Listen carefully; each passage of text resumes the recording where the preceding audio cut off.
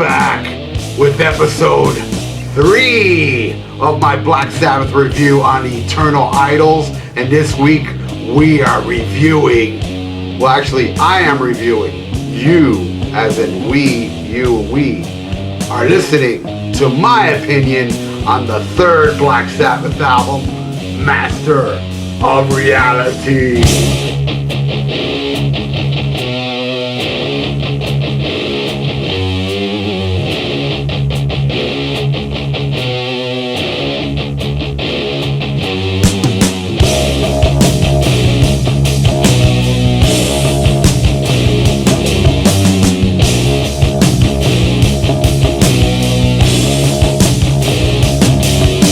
Master of Reality, the third Black Sabbath album, and I want to read a little review from that shitty toilet paper of a magazine, fucking Rolling Stone magazine, that is better to use to wipe your fucking ass.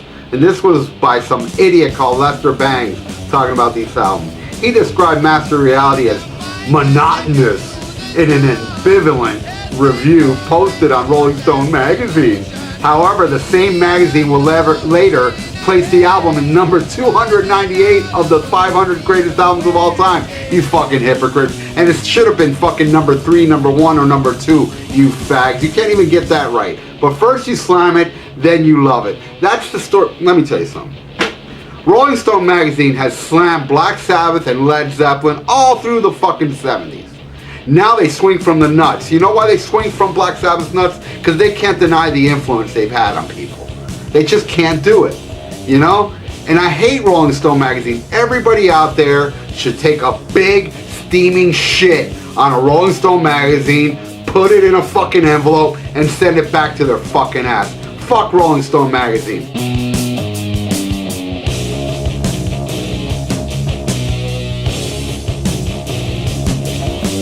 Master of Reality, the third Black Sabbath album.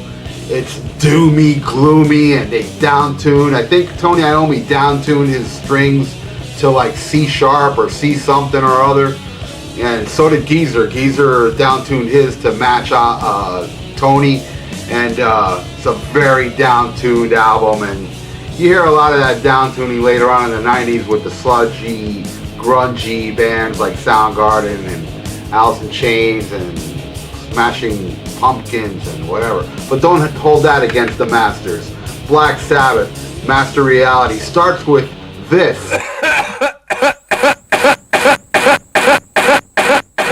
That cough is from Tony Iommi, and it's a song called Sweet Leaf. Now, Sweet Leaf, Geezer Butler said it was about a tea that he had somewhere, but you know, we all know he's full of shit. It's about Mary J. Wanna. And it's a great song, man. It's like just so sludgy and Sweet Leaf, man, it's a fucking classic, and it kicks off this intensely killer album that, in my opinion, is just way too short. But I think that's kind of a good thing. You know, cut off the slab, cut off the fat, and just leave the cream of the crop. And that's what I think this whole album is cream of the crop stuff. Every single song on here, even Solitude, kicks major butt. Even if Solitude is so mellow, I still love the shit. So that concludes Sweet Leaf. You know, what a great review I had on Sweet Leaf. It's about pot and it rules. Then we go into After Forever. After Forever, a song lyric-wise written by Geezer Butler. You know, this week I don't think I'm going to give all you Ozzy haters a hard time saying that Ozzy doesn't write anything, because, you know, I think he didn't write anything on this album. But he's very instrumental on melody, you know, and that's the very important thing about Black Sabbath is if you listen to the melody of the songs. I mean, Geezer Butler himself, you know, said himself that Ozzy was very instrumental, and so did Tony. You want proof? You want proof? Well, I'll spare you the proof this week. Just take my fucking word for it. And if you don't believe me, ask them yourself. He was very involved in melody, and After Forever has the infamous line, "Would you like to see the Pope at the end of the rope? Do you think he's a fool?" Very blasphemous line, but you know, then he goes on to saying that love is God and God is this, and it's almost like a Christian song, you know, or a Catholic, whatever, you know, whatever goody-goody religion it is. They're kind of preaching that worship God, man. He's fucking cool. He made Sweet Leaf. So After Forever, it's, oh man, the groove on it and the bass on it is just, it's just phenomenal, and it's a great fucking song.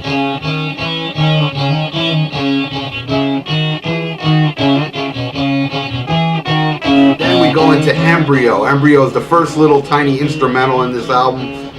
It's kind of the intro to Children of the Grave. It's just Tony doing his little thing, and every time that they play Children of the Grave live, they have to start it with Embryo. It's just a little cute little acoustic thing. And then we go into Children of the Grave, and in my opinion, Children of the Grave is the greatest motherfucking Black Sabbath song ever written. And boy, do I love Black Sabbath, so you know this song really means a lot to me. It is just crushing, man. It starts like, but when the band comes in, it fucking destroys!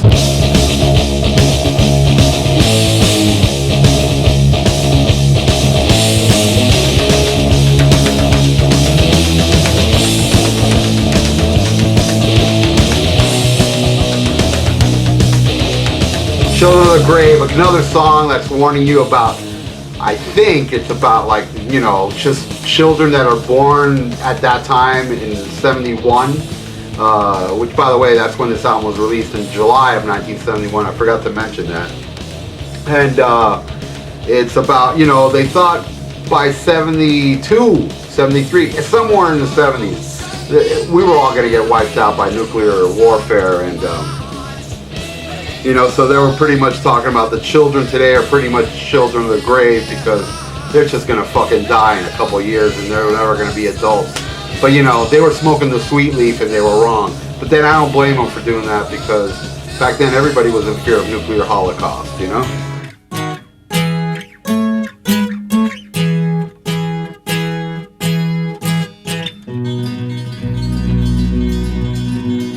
Now we go into side 2. And for all you old schoolers out there, side 2, because of the vinyl, you have to flip it around to play it. If you're really old school, I wonder if anybody out there can tell me if you have the original vinyl, if it brought this picture in it, because mine didn't bring this picture. It's just a picture of Sabbath hanging out near a tree. I guess after they smoked some Sweet Leaf. As you can tell, Ozzy smoked way too much Sweet Leaf because he had to sit down. So this next song, Lord of this World, well, everybody has different interpretations of it, and I could be wrong, but what I get out of this song is kind of like, the Lord of this world is really not like the Lord God, it's really Lord Satan, you know, because this world is just so fucked up, and it's just so horrible and miserable and doomy and gloomy, like their music, that it's run by Satan. That's pretty much what I get out of it, anyway.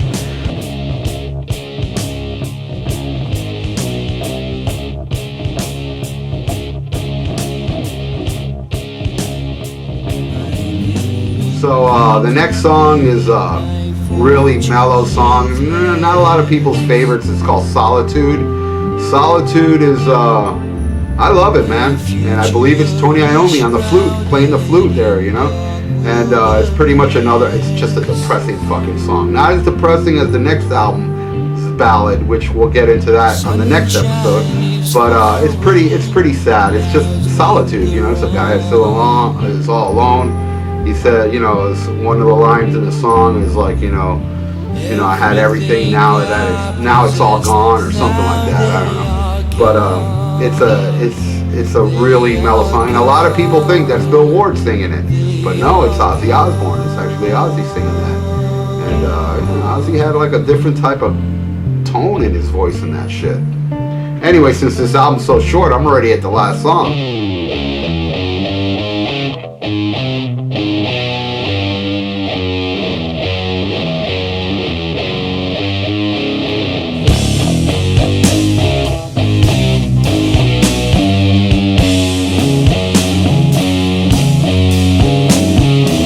Last song is the epic Into the Void, man. rocket engine burning fuel so fast. It's like, my interpretation of it is like, people just kind of like a fantasy bullshit. Hey man, I hate this fucking world and I want to get on a fucking spaceship and get the fuck out of here. I guess, I don't know. But that's pretty much what Into the Void's about. This album fucking rules. Master Reality. I highly recommend it, even if you don't like Sabbath. But actually, if you don't like Sabbath, you just might as well kill yourself. Seriously. But there's nobody that cannot deny the greatness of this album if you do own it. You'd be saying, God damn, Master Reality. Now, that's a great fucking album. Anyway, this concludes another fucking episode of the Eternal Idols.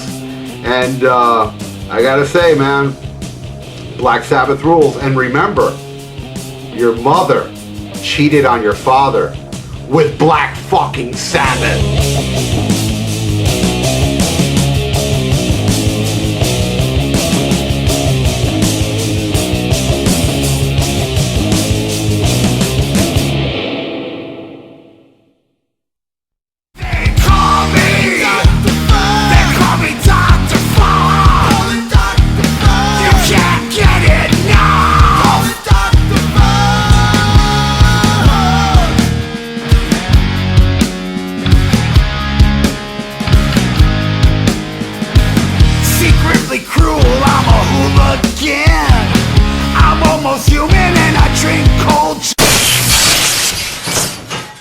This video was brought to you by Miami Metal Merchant.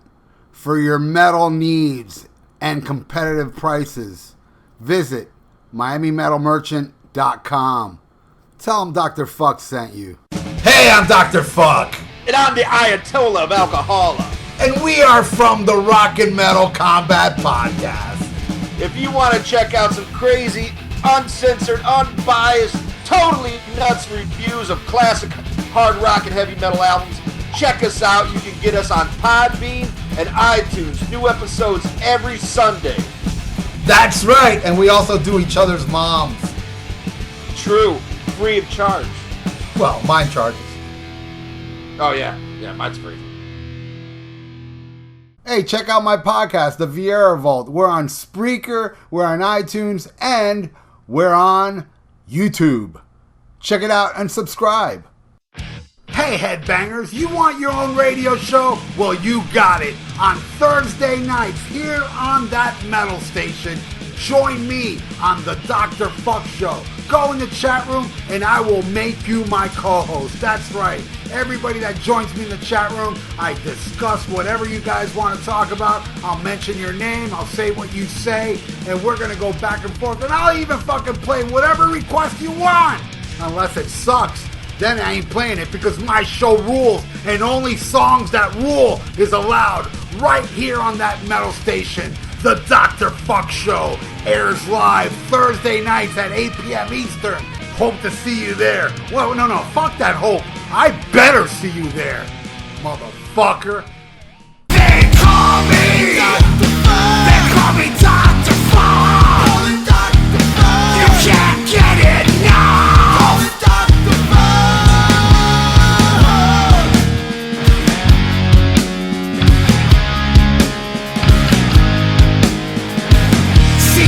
Cruel, I'm a hooligan.